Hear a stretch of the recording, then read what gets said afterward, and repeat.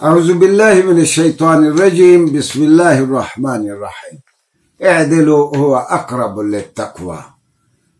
اللہ نے فرمایا ہر حال میں انصاف کا دامن تھامے رکھو، کسی پہ ظلم نہ ہو،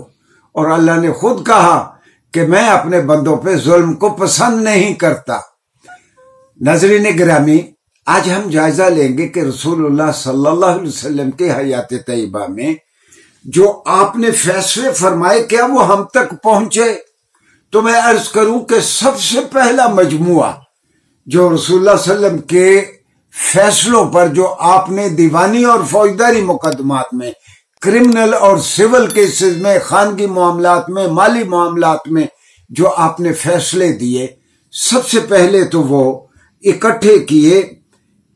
ابنۃ اللہ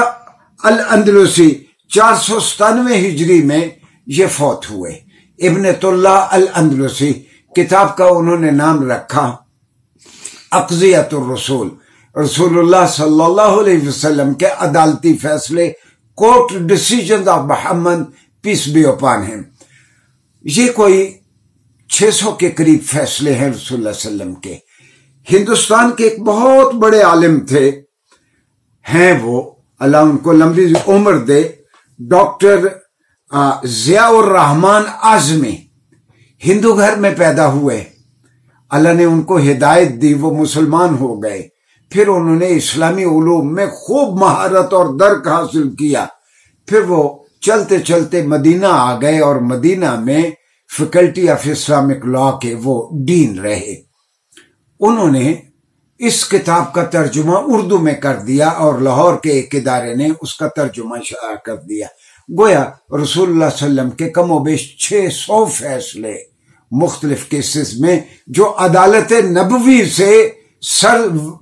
صادر ہوئے، وہ ہمارے پاس ان کا اردو ترجمہ ایک بہت ماہر استاد کا کیا ہوا ہمارے پاس موجود ہے۔ رسول اللہ صلی اللہ علیہ وسلم کے فیصلے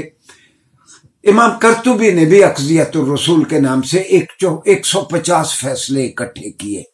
ان 150 فیصلوں کا ایک درد مند شخصیت تھی بہاولپور کی افسر الاطباء حکیم عبدالرشید، مرحوم نے ان کا ترجمہ کر دیا۔ 1963 میں حکیم عبدالرشید کا بہاولپور میں انتقال ہوا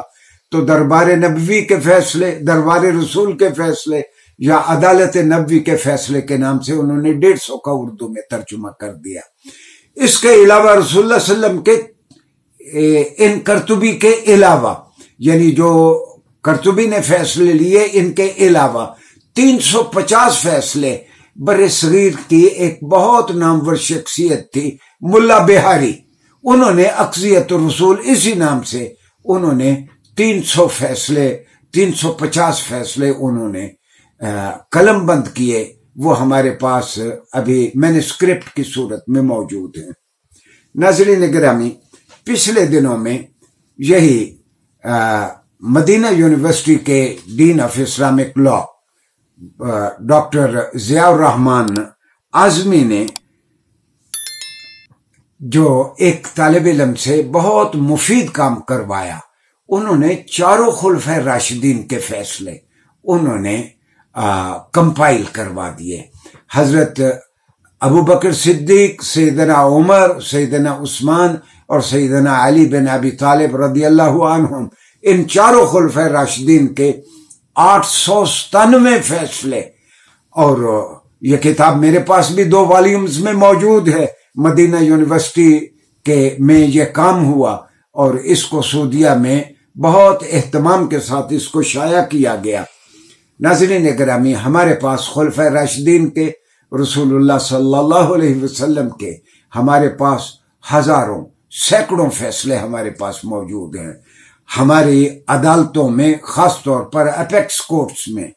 جب کوئی وکیل جاتا ہے تو وہ نظیر کے طور پر اپنے معاملے کے حق میں کبھی کلکتہ کے ہائی کورٹ کا فیصلہ پیش کرتا ہے، لندن کا فیصلہ، دہلی کا، بمبے کا، کراچی کا فیصلہ پیش کرتا ہے۔ ان معاملات میں اگر ہم نے اسے ریاست مدینہ بنانا ہے، سب سے اہم اور سب سے قیمتی سورس تو رسول اللہ صلی اللہ علیہ وسلم کے اور خلفائے راشدین کے فیصلے ہیں۔ میری اس فورم سے اگر آواز چیف منسٹر تک اور حکام تک پہنچ رہی ہے تو میں عرض کروں گا خلفائے راشدین رضوان اللہ علیہم اجمعین کے فیصلے، سرور عالم محسن انسانیت خاتم النبیین حضرت محمد صلی اللہ علیہ وسلم کے فیصلے، ان کو پی ایل ڈی کے انداز میں کہ اوپر دونوں پارٹیوں کا نام آ جائے، پھر واقعات آ جائیں، اور اس کے بعد سرور عالم صلی اللہ علیہ وسلم کا یا خلیفہ راشد رضی اللہ عنہ کا فیصلہ آ جائے، تو یہ مدینہ ریاست مدینہ قائم کرنے کی جانب نہایت اہم قدم ہوگا۔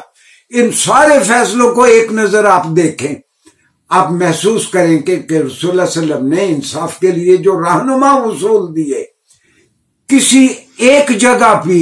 اس کی خلاف ورزی نہیں ہوئی، نہ آپ صلی اللہ علیہ وسلم کے عہد میں نہ خلفائے راشدین کے عہد میں۔